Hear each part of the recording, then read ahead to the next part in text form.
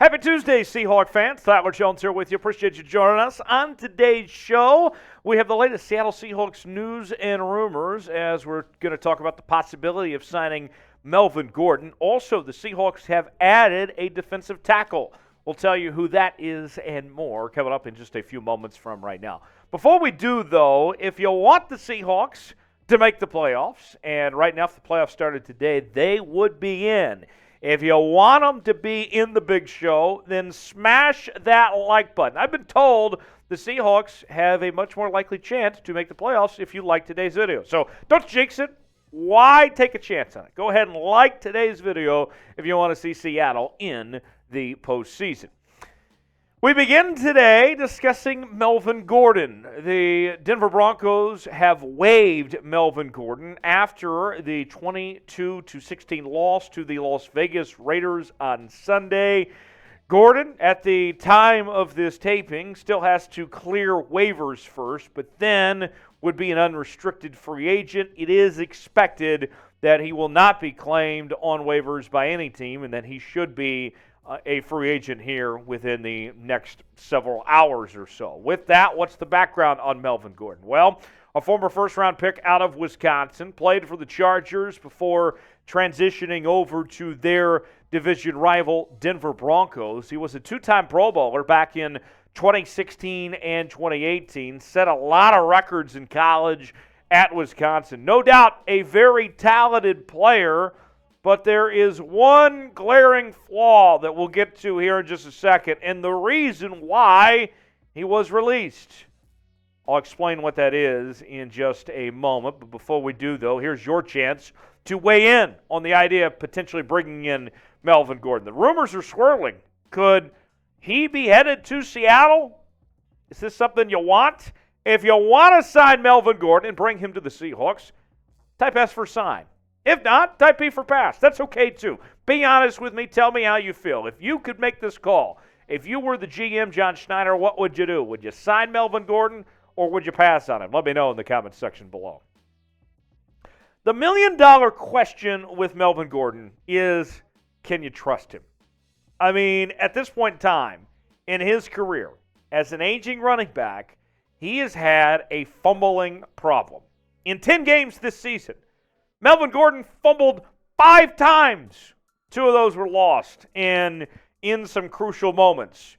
We all know what happened week 1 against your Seattle Seahawks when he fumbled at the 2-yard line. And this past week against the Raiders, fumbling the ball at the 2-yard line. Again, I mean, this has been an ongoing issue with Melvin Gordon. So the talent's there, no question about it. He's had a pretty decent career to this point. But I don't know if I can just get over these fumbling issues he's had. This year for Denver, he had 318 yards, 2 touchdowns, did not have a run over 20 yards or more. Last season, he rushed for 918 yards, about 4.5 yards per carry with 8 touchdowns. 2020, he had just close to 1,000 yards rushing with 9 touchdowns on the ground. The year before that, 612 yards with a 3.8 average and 8 touchdowns. Look, here's the deal. At the end of the day for Melvin Gordon, if he were to join the Seattle Seahawks, the truth of the matter is that he would be Seattle's number 2 running back, okay? Whether you are concerned about the fumbling issues or not, when you look at this Seahawks running back room, if they found the cap space, if they decided that they wanted Melvin Gordon on this team, he would find his way to be above DJ Dallas and Travis Homer. That's just the reality of it.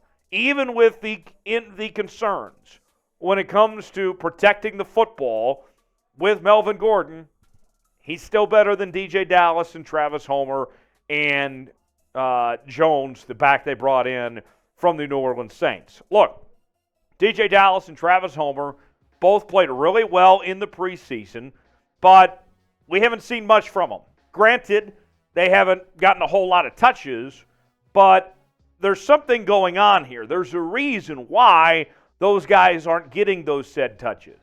And here would be the biggest point why I would consider bringing in Melvin Gordon or another running back for that matter, is when you look at Kenneth Walker, he's been tremendous. He's your RB1, no question about it.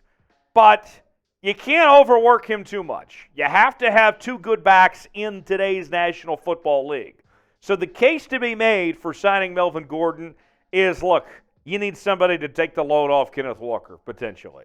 Because the other guys, either they're not performing well enough in practice, or there's a trust issue there of some sorts for them not to get that playing time, to not get those touches to relieve Kenneth Walker. You have to have a second good pack. So that's the best case to be made for Melvin Gordon. Where the running back room stands right now, how would you grade it for me in the comments section?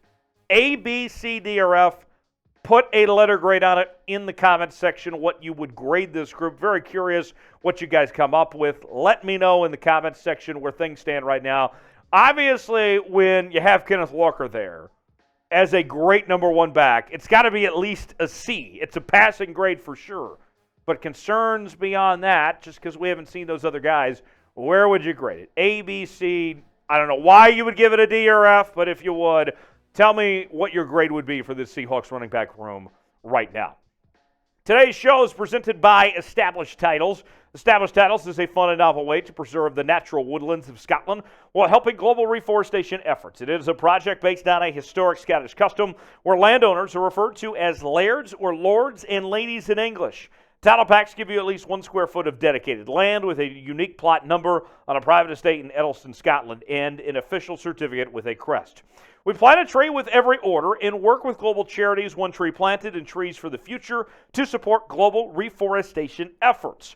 You can officially include the title Lord or Lady on your credit cards, plane tickets, dating profiles, and more. It makes for a great last-minute gift. The first 200 people purchasing a title pack using my link will be effectively next to my plot within a few minutes of walking distance, depending on how many of you want to become a Lord or a Lady. We can build our little Seahawks Today kingdom together. Established Titles is actually running a massive holiday sale right now with discounts up to 80% off. Plus, if you use the code CHAT, you get an additional 10% off. Go to establishedtitles.com/chat to get your gifts now and help support the channel here at Seahawks Today. That's establishedtitles.com/chat to get that extra 10% off right in time for the holiday season.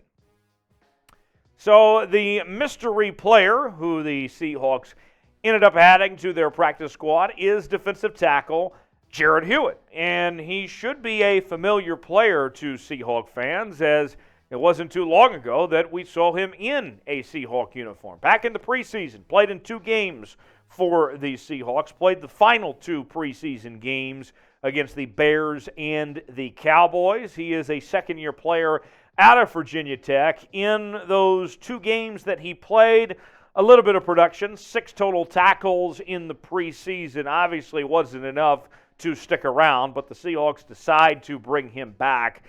I don't expect this to be any more than just another body involved for practice, to put out there, a practice squad player. Goes with the name, right? I'd be shocked if we see Jarrod Hewitt end up on the 53-man roster when it's all said and done. But nonetheless, we were talking about Melvin Gordon possibly signing. You see the Seahawks bring in Jarrod Hewitt. Now we'll see if he can surprise us all and make the 53-man roster. So we were talking about Melvin Gordon earlier. Now we talk about Jarrod Hewitt and the possibility of him moving up from the 53-man roster. Seems unlikely, but if it were up to you, would you sign a guy like Melvin Gordon? Would you bring Jarrod up to the 53-man roster? Is there somebody else out there?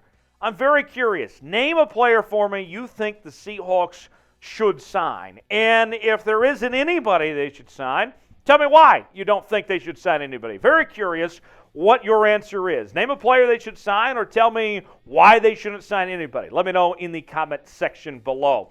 We are covering the Seattle Seahawks each and every day here on Seahawks Today by Chat Sports with the latest news and rumors. And as we go on this run to the playoffs, this is the place to be, folks. We're going to be doing live shows every week. We'll have our watch parties as well. If you are a true member of the 12s and you love your Seattle Seahawks, you need to be subscribed, and you need to make sure your fellow Seahawk fans are subscribed as well. And the best part about it is free, folks.